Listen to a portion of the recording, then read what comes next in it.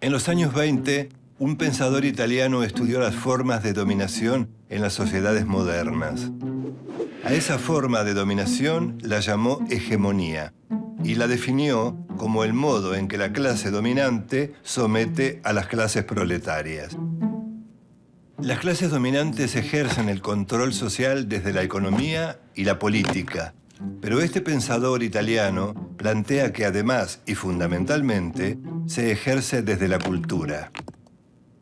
Según él, la hegemonía se instala a través del sistema educativo, las instituciones religiosas y los medios de comunicación. Además acuñó el concepto sociedad civil e impuso el término intelectual colectivo. Fue a fines del siglo XX cuando la globalización intentó romper las fronteras comerciales y culturales para imponer la hegemonía del llamado pensamiento único. Fue en este momento que resurgieron con fuerza las ideas de Antonio Gramsci.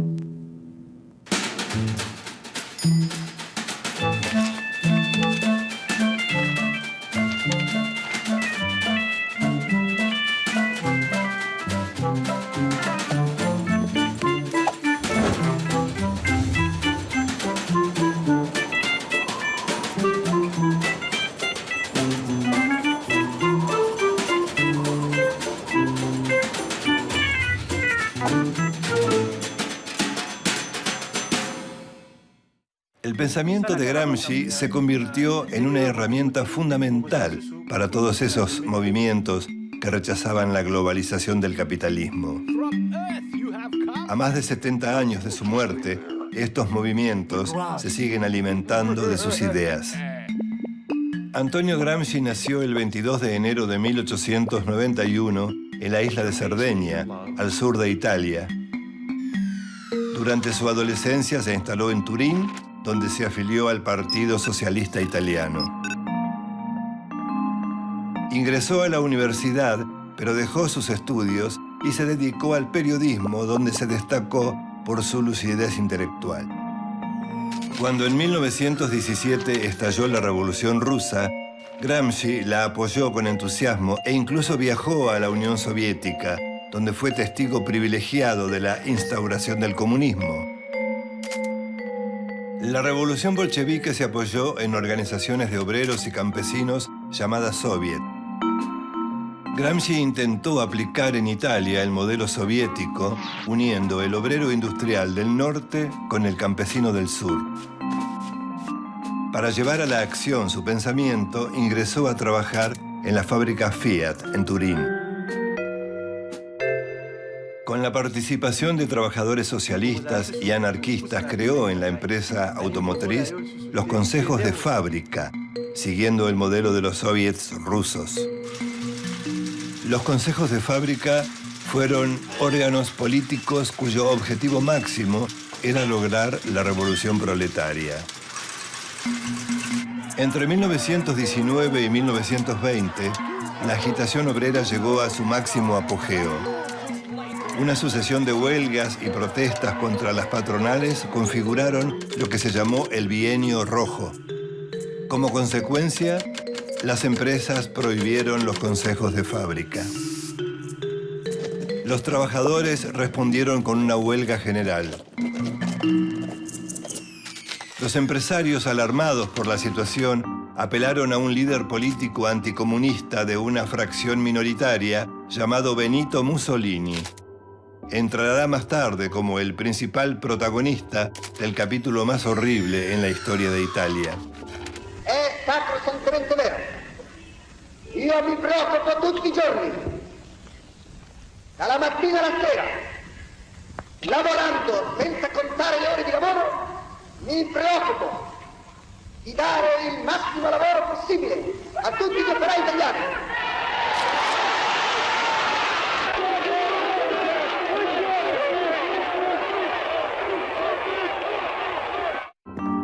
Mussolini tenía su propia fuerza de choque llamada los fascios, de donde saldrá más tarde la palabra fascista.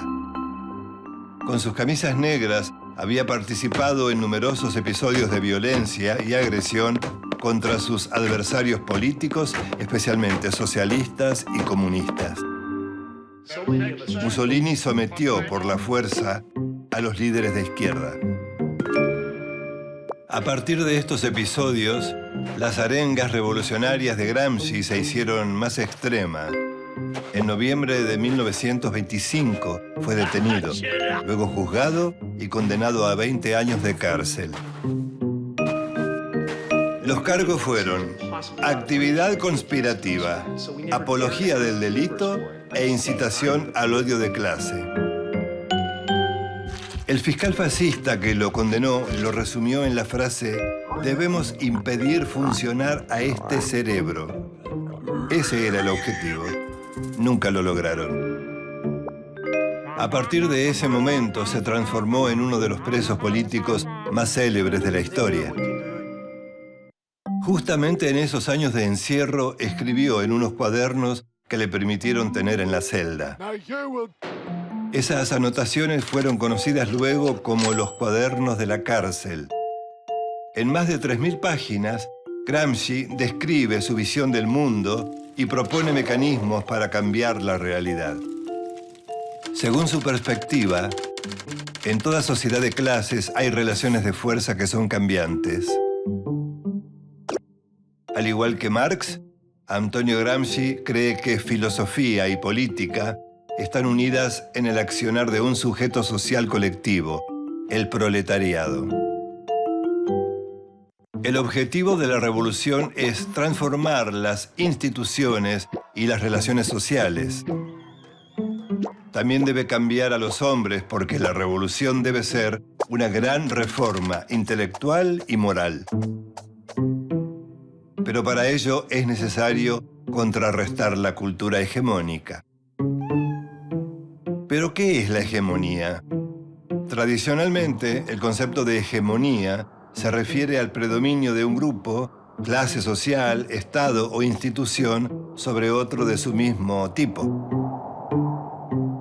Gramsci usa este concepto para entender cómo las clases dominantes ejercen su poder en la sociedad y plantea que la hegemonía es una imposición de tipo cultural. Las clases dominantes imponen su idea de sociedad a las clases oprimidas. Su visión del mundo se impone sobre las demás. La hegemonía se instrumenta a través de la educación, la religión y los medios de comunicación, lo que él llama la sociedad civil.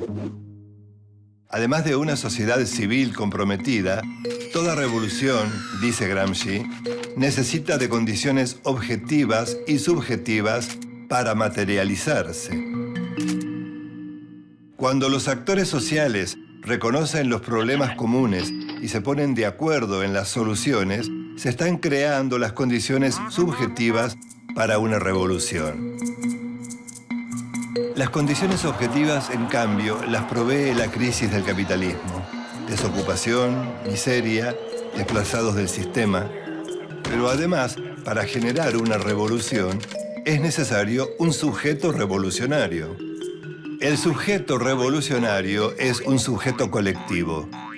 Este sujeto colectivo, o sea, la clase trabajadora, genera otra idea hegemónica que transforma a la sociedad y que a su vez influye y transforma al individuo. Esto lleva a otro concepto fundamental de Gramsci: la filosofía de la praxis. No se puede separar al sujeto del objeto, tampoco el ser del pensar y el hacer. La praxis es el territorio donde se unen la idea y la acción. La praxis revolucionaria propone una idea de contrapoder. Pero esta idea necesita también de una filosofía contrahegemónica. La contrahegemonía es la idea de sociedad de las clases sometidas que confronta con la hegemonía de la clase dominante. Para la filosofía de la praxis, de todas las formas de práctica, la más alta es la revolución. Por eso el marxismo es una filosofía de la revolución. Antonio Gramsci murió luego de una larga enfermedad El 27 de abril de 1937, con tan solo 46 años. Los 32 cuadernos de la cárcel contienen reflexiones y apuntes elaborados durante su reclusión. Es un testimonio lúcido y duradero que aún sobrevive en los múltiples movimientos de resistencia político-culturales en todo el mundo. A finales del siglo XX, las manifestaciones contra la globalización capitalista vieron emerger a la sociedad civil y sus ideas contrahegemónicas. Sindicatos, trabajadores desocupados, estudiantes, campesinos, indígenas, feministas, ecologistas y minorías sexuales. Estos movimientos, cada uno con sus reivindicaciones, son continuadores del pensamiento de Antonio Gramsci. Gramsci propuso actuar con el optimismo de la voluntad, porque el socialismo es esperanza. Su vida y su lucha están marcadas por su férrea convicción de que el mundo es como es, pero que también puede ser de otra manera. Y esa es la misión: cambiarlo.